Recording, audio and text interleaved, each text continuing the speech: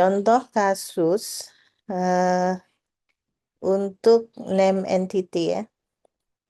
Kita ingin mengetahui entitas bernama mana yang tersedia di dalam teks. Nah, di sini kita tidak punya banyak waktu dan sumber daya.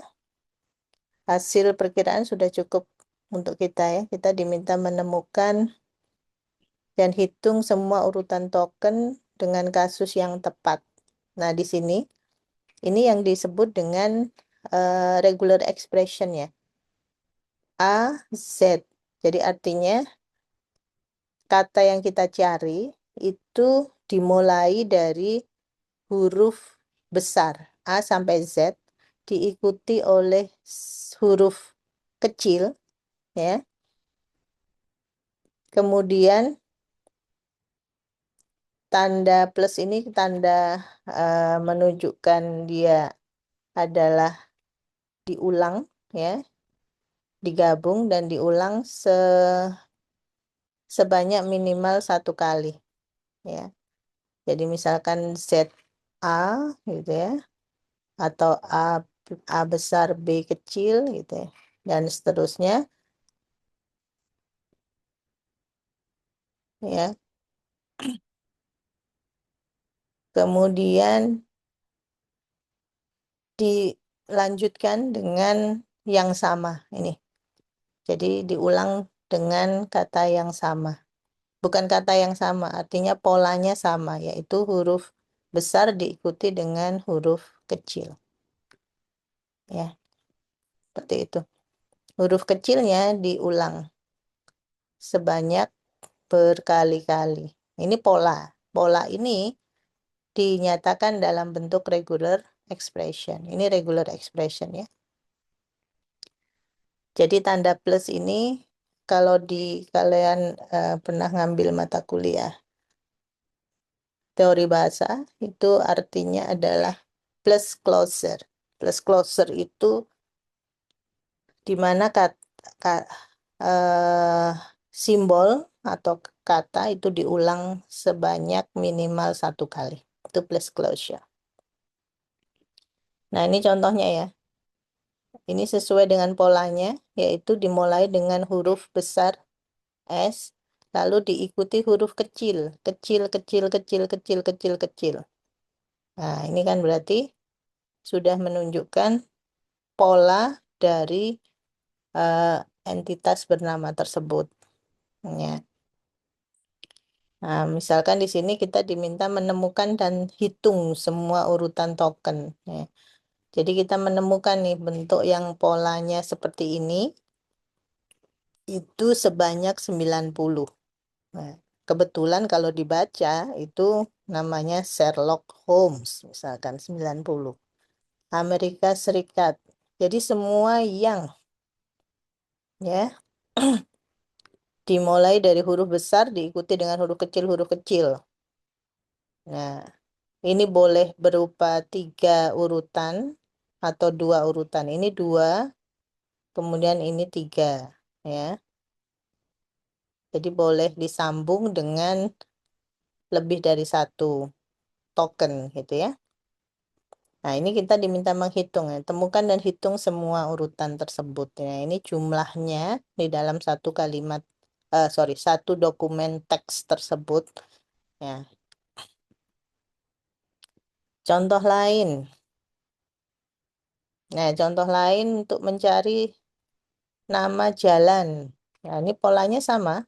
Huruf besar diikuti dengan huruf kecil yang banyak. Ini kan, huruf kecilnya tanda plus. Tapi di sini diikuti dengan harus ada kata street. Streetnya boleh dimulai dari huruf kecil atau dimulai dengan huruf besar. Nah, kalau seperti ini artinya boleh memilih antara huruf kecil atau huruf besar. Nah, sehingga kita dapatkan di sini yang punya pola seperti ini, B besar diikuti dengan A, K, E, R. Nah, ini kan kecil, kecil, kecil, kecil. Dan diikuti dengan street, gitu ya. Nah, ini totalnya ada 29 dan seterusnya, gitu ya.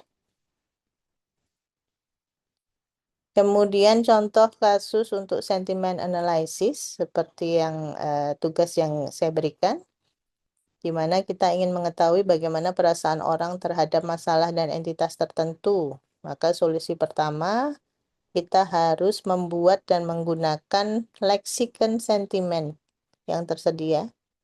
Kemudian hitung jumlah kemunculan entry dari leksikon. Jadi yang menunjukkan sentimen, misalkan ucapan-ucapan atau kata-kata yang menunjukkan sentimen tertentu, itu yang dimaksud dengan leksikon sentimen. Lalu solusi kedua, kita melakukan analisis sintaksis dan semantik. Analisis sintaksis untuk melihat susunan dari katanya, apakah sesuai dengan grammar, dan semantik itu berarti apakah dia memiliki arti tertentu gitu ya. Itu eh, tahapan untuk kasus sentimen analysis. Nah, di dalam text mining kita nanti juga akan memperkerjakan metode-metode pembelajaran mesin. Seperti tadi yang disebutkan dalam tugas pertama tadi, ada yang menulis pakai bias. Nah, itu bias itu metode dari pembelajaran mesin ya. Jadi kita akan menggunakan pendekatan-pendekatan pembelajaran mesin, bisa menggunakan bias, menggunakan neural network, menggunakan deep learning, menggunakan SVM, dan seterusnya ya.